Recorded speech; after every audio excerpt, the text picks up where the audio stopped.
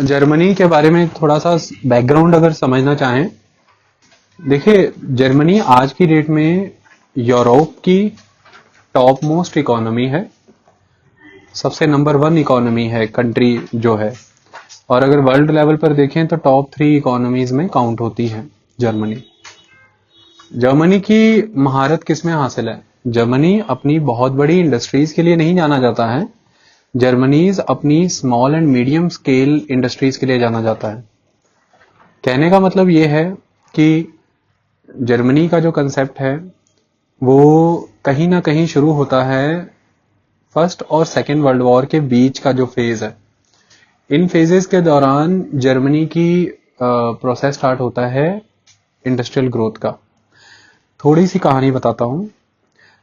देखिए first world war में Germany जो है वो सेंट्रल पावर्स की तरफ से फाइट कर रहा था, मतलब जर्मनी मेन ऑपोजिट कंटेंडर था अलाइड पार्टीज का, उनका ओपोनेंट पावर था। तो हुआ ये कि जर्मनी जो है उसे बीट कर दिया गया फर्स्ट वर्ल्ड वॉर में। इतने में जर्मनी में कुछ ऐसे लोग जो मोनार्की को खत्म करना चाहते थे, राज शासन को खत्म करना चाहते थे, उन्होंने वहां पर डेमोक्रेटिक पॉलिटिकल पार्टीज बना ली। और ये जो डेमोक्रेटिक पॉलिटिकल पार्टीज हैं, इन्होंने अलाइड पार्टीज यानी कि अमेरिका, ब्रिटेन, फ्रांस, इनके साथ एक समझौता किया फ्रांस के वर्सैले पैलेस में। इसको हम कहते हैं ट्रीटी ऑफ वर्सैले। और ये जो ट्रीटी ऑफ वर्सैले है, इसके तहत जर्मनी को बहुत जबरदस्त आघात लगा। और ये ट्रीटी ऑफ वर्सैले जिसने कंक्लूड की थी जर्मनी के बिहाफ पे, वो जर्मनी की वही डेमोक्रेटिक पार्टी थी जिसको हम एक तरह से वेमार रिपब्लिक भी कहते हैं। Weimar Republic. जर्मनी का जो इंपॉर्टेंट पार्लियामेंट है उसको रेस्टैग कहा जाता है। जैसे इंडिया का पार्लियामेंट है, अमेरिका का कांग्रेस है, इसी तरह से जर्मनी का रेस्टैग है। तो ये जो वेमार रिपब्लिक है, इसने जो ट्रीटी कंक्लूड की, इसकी शर्तें कुछ ऐसी थी कि जर्मनी के पास जितने इंपॉर्टेंट प्रोडक्शन एरियाज हुआ करते थे वो सारे अलाइड पार्टीज के पास चले गए, अलाइड पावर्स के पास चले गए। तो मतलब कि जर्मनी का एरिया बहुत रिड्यूस हो गया।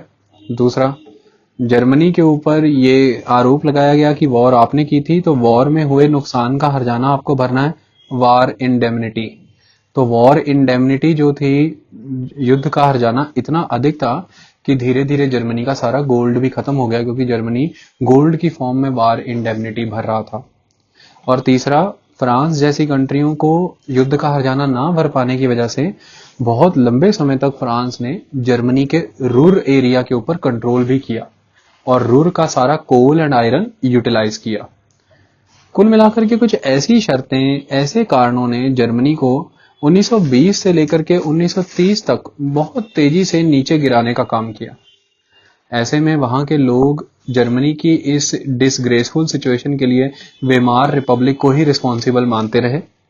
और फाइनली जब जर्मनी का हाल इतना खराब था, जर्मनी ने अपना कर्जे का पैसा देने के लिए, जो युद्ध लड़ा था सारा कर्जा ले लेके लड़ा था, कर्जे का पैसा चुकाने के लिए, युद्ध का हर्जाना चुकाने के लिए, अपने देश में लोगों को रोजगार और खाने पीने की सामग्री देने के लिए कुछ इस तरह से प्रयास किया कि जर्मनी ने नोट छापने शुरू कर दिए। और इतनी तेजी से नोट छापे कि एक ऐसा समा भी आ गया कि $1 जर्मनी के 9 करोड़ 86 लाख मार्क के बराबर हो गया। मार्क करेंसी जर्मनी की। तो लिटरली आप 9 करोड़ 86 लाख मार्क लेके जाएंगे तो आपको $1 मिलेगा। तो उन जमानों में ट्रक भर के पैसे ले जाते थे तो दुकान से एक ब्रेड का पैकेट मिलता था। तो ये दौर है जर्मनी का, जिस दौर में लोगों को रहने को छत नहीं थी और सड़क के किनारे 2 बम्बू गाड़ के उन पे रस्सी बांध के अपनी अपर बॉडी उस पर लटका के रोज रात को लोग सोया करते थे। बहुत बुरी हालत थी जर्मनी की। अमेरिका ने भी बेल आउट पैकेज दिया। जब इतनी बुरी हालत जर्मनी की थी तो अमेरिका ने उसको सपोर्ट किया, लेकिन 1926 के बाद अमेरिका का सपोर्ट कम होने लगा, क्योंकि अमेरिका में भी डिप्रेशन की सिचुएशन बनने लगी। और 1929 और 30 आते आते अमेरिका खुद एक इकोनॉमिक डिप्रेशन की कंडीशन में चला गया, तो अमेरिका सपोर्ट नहीं कर सकता था। ऐसे में ये जो 1926 से लेके 1930 का दौर है, जर्मन लोगों का डिस्ट्रेस बहुत तेजी से बाहर आया। उनको लगा कि वेमार रिपब्लिक नहीं संभाल सकती है कंट्री को, तो ऐसे में दोबारा से वहां पर जब थोड़े बहुत उपद्रव होने लगे तो एक पर्सन निकल करके आया जिसका नाम था हिटलर। ये जो हिटलर था इसने सत्ता बहुत तेजी से, ये चांसलर बन गया जो वहां के कैबिनेट का सबसे टॉप मोस्ट पोजीशन है। तो जब ये एक बारी चांसलर बना तो 1931 के बाद 1931, 32, 33 से लेकर 35 का ये जो पीरियड है, इस दौरान जर्मन का इंडस्ट्रियलाइजेशन शुरू होता है। हिटलर ने कई सारे वादे किए थे लोगों से कि आपको रहने को घर मिलेगा, आपको करने को जॉब मिलेगी, एम्प्लॉयमेंट होगा, आप गाड़ियों पे भी घूमेंगे फिरेंगे और टूर और ट्रिप्स भी लगाया करेंगे, कोई चीज की कमी नहीं होगी। हिटलर ने अपने इस किए हुए वादों को पूरा करने के लिए, जैसे ही जर्मनी जो है हिटलर की कंट्रोल में आता है, हिटलर ने खास इकोनॉमिस्ट अपॉइंट किया और बहुत तेजी से डेवलपमेंटल एजेंडा अपनाया। अब ये डेवलपमेंटल एजेंडे के तहत हिटलर को यह सजेस्ट किया गया कि आप डेफिसिट फाइनेंसिंग करिए, मतलब कि जितना रेवेन्यू सरकार कमाती नहीं है, जितनी आमदनी नहीं है, उससे दुगना तिगना खर्चा करिए, एक्सपेंडिचर करिए, तो लोगों के हाथ में पैसा आएगा। क्योंकि आप डेवलपमेंटल एक्टिविटीज करेंगे तो नेचुरली उससे एम्प्लॉयमेंट जनरेट होगा, लोगों के हाथ में पैसा आएगा, लोग डिमांड क्रिएट करेंगे, अल्टीमेटली इकोनॉमी चल पड़ेगी।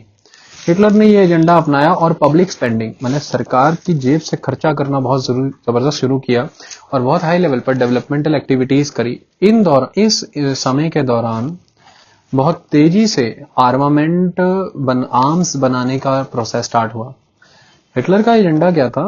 हिटलर को ऐसा लगता था कि अपने लोगों को सही जगह तरह से बसाने के लिए, उन लोगों की सारी जरूरतों को पूरा करने के लिए मेरे लिए सबसे बेस्ट ऑप्शन है कि मैं एग्रेंडाइजमेंट करूं, मतलब कि मैं दूसरे देशों को जीतूं।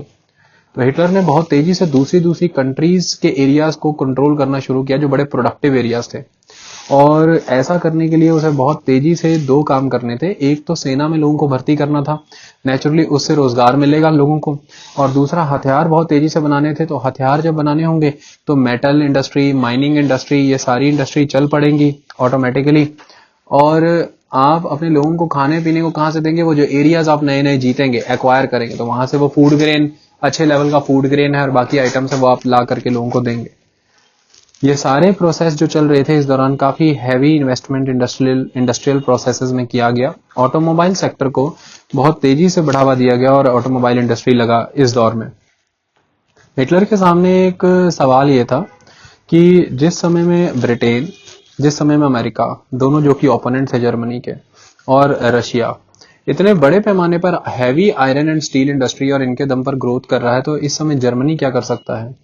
तो मुद्दे की बात यह है कि हिटलर के द्वारा चलाए गए प्रोपेगेंडा प्रोग्राम्स, हिटलर बहुत बड़े पैमाने पर प्रोपेगेंडिस्ट एक्टिविटीज के लिए माना गया पूरी दुनिया में।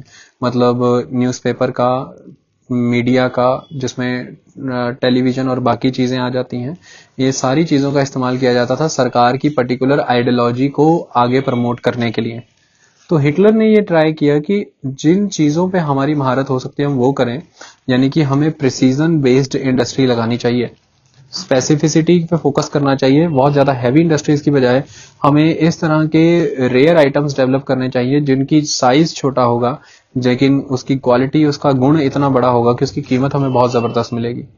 तो कुल मिलाकर के ये वही दौर था जिस दौर में बहुत तेजी से फिल्म इंडस्ट्री से जुड़े हुए इक्विपमेंट्स, टीवी इंडस्ट्री से जितने भी जुड़े हुए इक्विपमेंट है, कैमराज, ऑप्टिकल इक्विपमेंट्स, ये सारे बहुत तेजी से निर्माण होना शुरू हुआ, बहुत तेजी से बनने शुरू हुए।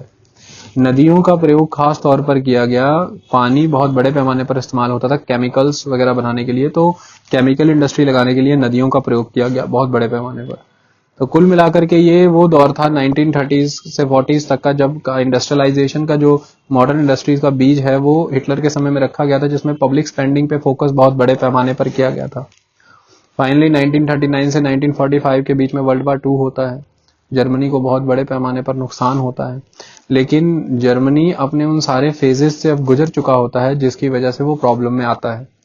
1945 के बाद एक न्यू वर्ल्ड ऑर्डर सेटल होता है पूरे दुनिया में, और अमेरिका और रशिया में ये होड़ लग जाती है कि कौन ज्यादा पावरफुल है।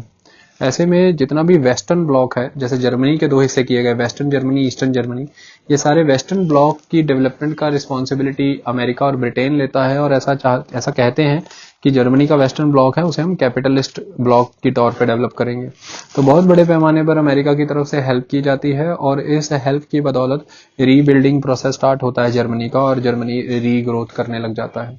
क्योंकि अमेरिका और ब्रिटेन, अमेरिका खास तौर पर उसकी इंडस्ट्रीज को कोई बहुत ज़्यादा नुकसान हुआ नहीं था, वहाँ पर heavy industries as it is चल रही थी। उन इंडस्ट्रीज से बन करके आने वाला रॉ मटेरियल को प्रोसेस करने का काम जर्मनी ने करना शुरू किया, क्योंकि जर्मनी में उस समय अमेरिका के द्वारा जो ग्रांट्स दी जा रही थी उसकी मदद से जर्मन इंडस्ट्रीज, अमेरिकन इंडस्ट्रीज ही थी जो जर्मनी में जाकर के काम कर रही थी और उनके द्वारा उन चीज़ों को फाइनल प्रोडक्ट में प्रोसेस किया जाता था जो बड़े पैमाने पर as a basic raw material का काम करते थे, अमेरिका से आता था। कुल मिलाकर के ये वो दौर था जब जर्मनी ने ये चीज़ देखी कि सबसे इम्पॉर्टेंट एस्पेक्ट है टेक्नोलॉजिकल डेवलपमेंट। तो टेक्निक को डेवलप करने के लिए जर्मनी ने ह्यूमन रिसोर्स के ऊपर फोकस करना बहुत हाई लेवल पे स्टार्ट किया। जर्मनी का एजुकेशन सिस्टम पूरे वर्ल्ड में फेमस है और माना जाता है।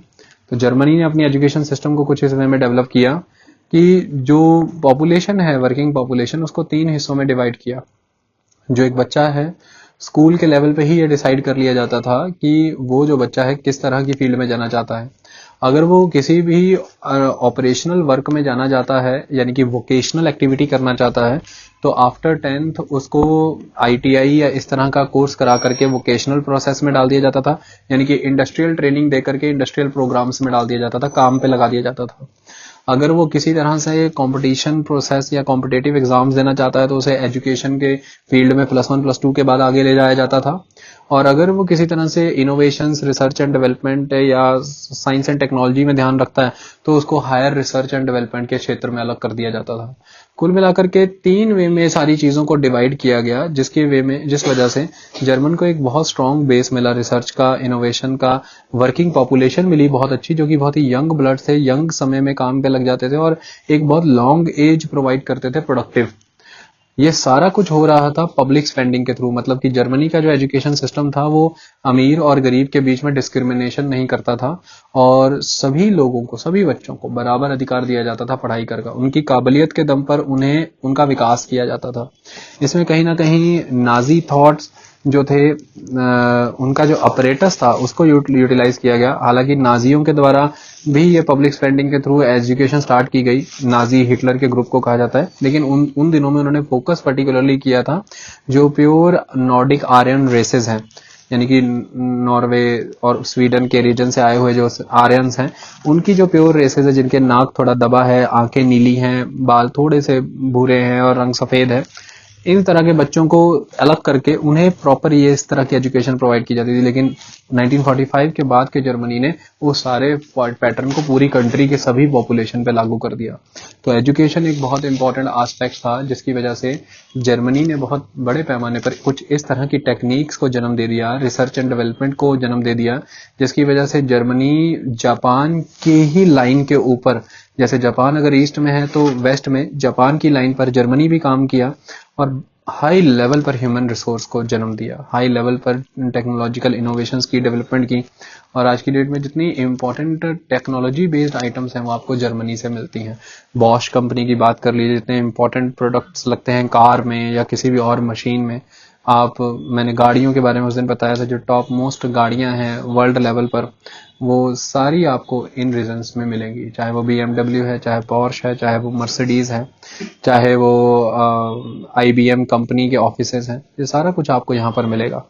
ये सारी चीज़ों का कारण है 1945 से पहले का चलाया गया हिटलर का वो आर्मामेंट रीडेवलपमेंट और जर्मनी को वेमार रिपब्लिक के उस दंश से बाहर निकालने का कैंपेन, और 1945 के बाद चलाया गया रिगरस एजुकेशन प्लान, और उसकी वजह से पॉपुलेशन को ऑर्गेनाइज्ड वे में डिवाइड करना और कंट्री का जो इकोनॉमिक सेंट्रल फोकस है वो टेक्नोलॉजी बेस्ड आइटम्स बनाना, मतलब कि हैवी और बल्कि चीज़ों पर उतना फोकस नहीं करना। जिसमें जर्मनी को जापान के कंपैरिजन में एडवांटेज इस चीज़ का मिला कि जर्मनी के पास रॉ मटेरियल्स भी थे, रिसोर्सेज भी थे, और जर्मनी ने इसका भरपूर फायदा उठाया। जर्मनी एक सेंट्रल लोकेशन होल्ड करता है यूरोप के अंदर। तो यूरोप की जितनी भी इम्पोर्टेंट रिवर्स हैं, चाहे अगर वो आप वेस्ट की बात करें तो राइन रिवर है, ईस्ट की बात करें तो एल्ब रिवर है, साउथ की बात करें तो दनूबे रिवर है।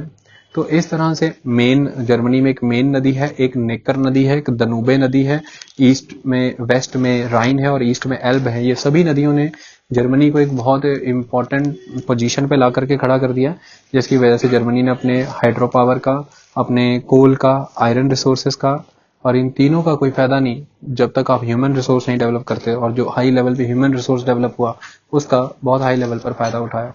तो ये कारण है जिसकी वजह से जर्मनी को एक बैकग्राउंड मिलती है कि जर्मनी इतनी इमीडिएटली पूरे यूरोप में तेजी से आगे निकल जाता है, आगे बढ़ जाता है। ठीक है, अब हम जर्मनी की थोड़ी सिचुएशन मॉडर्न कॉन्टेक्स्ट में डिस्कस कर लेते हैं, किस तरह से काम सारा बनता है।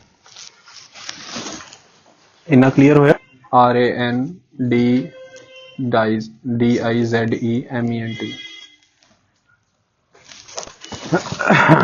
यहां से जो मैं आपको दिखा रहा हूं ना, हम फिजिकल मैप को अंडरस्टैंड करते हैं। अगर हम फिजिकल मैप को देखें, ध्यान से देखिए, ये आपको ब्लैक फॉरेस्ट माउंटेन दिख रहे होंगे, यहाँ पे ब्लैक फॉरेस्ट दिख रहा है। यहाँ पे वॉस्जस माउंटेन्स के साथ ही ब्लैक फॉरेस्ट, उसके साथ ही आपको स्वेबियन जुरा माउंटेन्स भी दिख रहे होंगे, है ना। तो कहने का मतलब कि ये सारा रीजन जो है ये जर्मनी का एरिया है। ठीक है, अब ध्यान से आप इस तरफ ये राइन नदी को देखिए, जो बिल्कुल ब्लैक फॉरेस्ट के पास से होकर गुजर रही है। और इधर आ जाइए बर्लिन, तो बर्लिन के पास आप ध्यान से एक नदी को देखिए, एल्ब दिख रही है।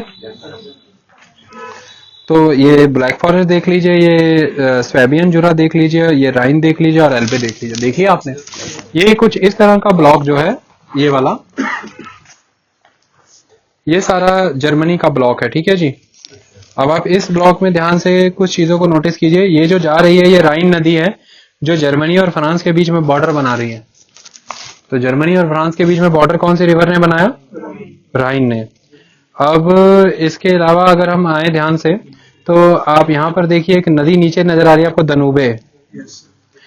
ठीक है, अब आप कुछ चीजों को समझने का प्रयास कीजिए। देखिए, आपको जब मैं ये राइन नदी दिखा रहा हूं, तो राइन नदी के ऊपर इंपॉर्टेंट 3 शहर देखिए, एसेन, कोलोग्ने और एशन दिख रहे हैं आपको। उसके बाद आप यहां से देखिए, आप एक नदी आ रही है हॉरिजॉन्टली और वो राइन से कनेक्ट हो रही है। इस नदी का नाम है मेन नदी, MAINE, मेन। ठीक है जी। ये मेन नदी जो है, इसके ऊपर एक इंपॉर्टेंट जगह आपको दिख रही है, फ्रैंकफर्ट दिखा आपको। इसके बाद आप एल्बे नदी के किनारे आ जाइए, तो यहाँ पर आपको जगहें दिख रही होंगी। एल्बे नदी के ऊपर एक जगह दिख रही है ड्रेसडन, और एक जगह दिख रही है लेप्जिग, और एक आपको एल्बे नदी पे जगह दिख रही होगी Hamburg is a very important port. Hamburg is a port, Leipzig, Dresden, ये सारा लगभग एल्ब के किनारे, और राइन के किनारे एसेन, कोलोग्ने, एशन, उसके बाद मेन के किनारे फ्रैंकफर्ट, और उसके बाद नीचे आ जाएं तो ये सारा जो डनूबे और राइन नदी के सेंटर के बिल्कुल बीचों बीच इलाका है स्टुटगार्ट का इलाका। ठीक है, इतना समझिए बस, बाकी तो वो ठीक ही है। फिर मुझे बुक दिखाइए इकोनॉमी की, ज्योग्राफी की। इंपॉर्टेंट है the Ruhr Westphalia region. Ruhr Westphalia region को समझने का प्रयास कीजिए। कौन सा एरिया है ये?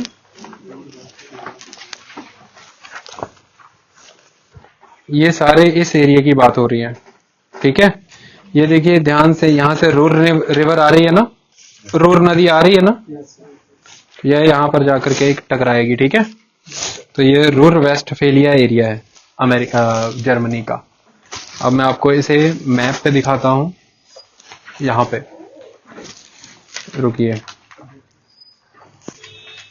जर्मनी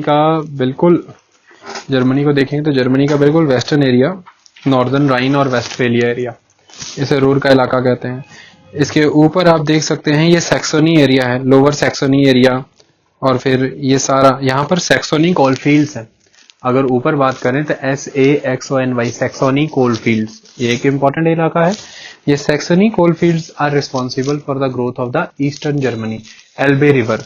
और जो रूर कोलफील्ड्स है, it is responsible for the development of the Rhine area, that is of western Germany. तो 2 कोलफील्ड्स का नाम आपको ध्यान में रखना है। ये आपने देख लिया, नॉर्थ राइन वेस्टफेलिया।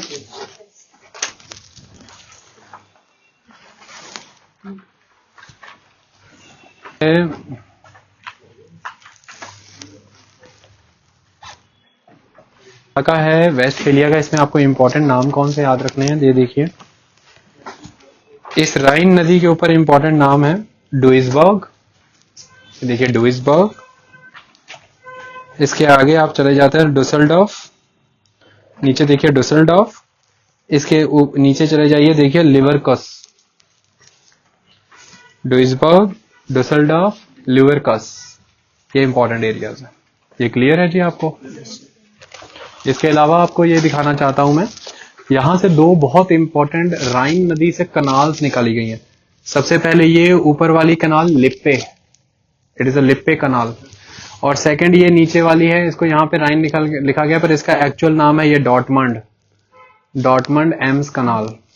तो लिप्पे और डॉटमंड एम्स कनाल, ये दिख रहा है आपको? उसके बाद यहां पर कुछ इंपॉर्टेंट एरियाज, जगहों के नाम आ रहे हैं, ये देखिए एसन, बॉशम, डॉटमंड, ये दिख रहे हैं आपको एसन, बॉशम, डॉटमंड। तो एसन है, बॉशम है, डॉटमंड है, इसके साथ डुइसबर्ग है, फिर नीचे चले जाएंगे डुसेल्डॉर्फ है और लिवरकस है। इसके अलावा अगर आप देखें तो लिप्पे कनाल और डॉटमंड कनाल्स हैं। ये क्यों समझाया मैंने, अब कंसेप्ट समझिए। देखिए जर्मनी की अगर आप इंडस्ट्री की बात करें तो जो ओल्ड इंपॉर्टेंट इंडस्ट्रियल रीजन्स हैं जर्मनी के, वो बेसिकली जर्मनी के कोल एंड आयरन कॉम्बिनेशन पे बेस्ड हैं। लेकिन शुरुआत करते हैं कि जर्मनी में इंडस्ट्री लगी कहाँ पर और हुआ कैसे। जर्मनी में माउंटेन्स का बहुत बड़े पैमाने पर बेनिफिट उठाया गया। आपको जो अभी मैंने स्वेबियन, जुरा माउंटेन्स और ब्लैक फॉरेस्ट माउंटेन्स बताए हैं, ये इंपॉर्टेंट एरियाज हैं जहां से जर्मनी के उद्योग धंधों का शुरुआत होती है। क्यों? बहुत बड़े पैमाने पर यहाँ पर विंड ब्लास्ट करके एक वर्ड यूज होगा बुक में, आप बस इतना समझ लेना, wind blast is a kind of wind energy. तो बहुत हाई लेवल पर इन माउंटेन और वैलीज के कॉम्बिनेशन को यूटिलाइज किया। जो वैली रीजन था वहां पर स्विफ्टली फ्लोइंग रिवर से वाटर पावर ड्रिवन व्हील्स का इस्तेमाल किया गया, और जो माउंटेन एरियाज थे, क्योंकि मेडिटेरेनियन सी के किनारे है, हवाओं की रफ्तार बहुत तेज रहती है, तो माउंटेनियस एरियाज में विंड ब्लास्ट एनर्जी का यूटिलाइजेशन किया, एक तरह से wind mill, wind power energy का। ये प्रोसेस शुरू दिन से ही चल रहा था यहाँ पर, यानी कि एनर्जी का सोर्स नियर बाय एरिया में अवेलेबल था, due to the presence of the Jura mountains, due to the presence of the Black Forest mountains. Second important aspect ये था इस पर्टिकुलर एरिया में कि this area is known for the livestock rearing.